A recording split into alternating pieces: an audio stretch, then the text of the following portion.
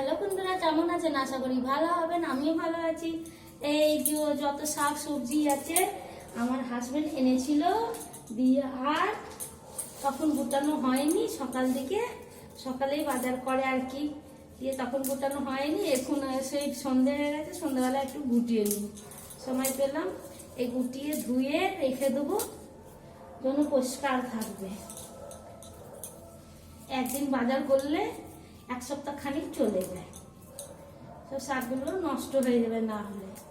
মূলো শাক এনেছে, মূলো এনেছে, শাক মূলো দুটোই সঙ্গে রয়েছে। এই যে এই শাকটা, এটা আলাদা করে বানাবো।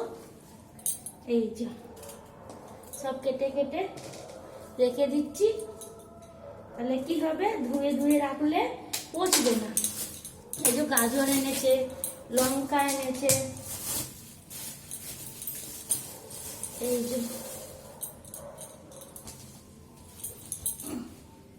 গাজর আছে, শাকটা থাক। কত কিছু অনেক সবজি আনা হয়েছে, না আনলে হয় না। আমার হাজবেন্ডের সময় হয় না, তখন আমি নিজে সব নিয়ে আসে, দিয়ে এক সপ্তাহ খানিক বাজার নিয়ে এসে রেখে দেয়, ব্যাস। এই যে এইভাবে লঙ্কা সব ভেঙে নিয়ে রেখে দেওয়া হবে, তবে কি হবে, পচবে না। ধুয়ে দেবো, জল থেকে সব ধুয়ে জলগুলো একদম ঝরিয়ে তারপরে ফ্রিজে চিকচিকি করে করে রেখে দেবো, না হলে সব নষ্ট হয়ে যাবে।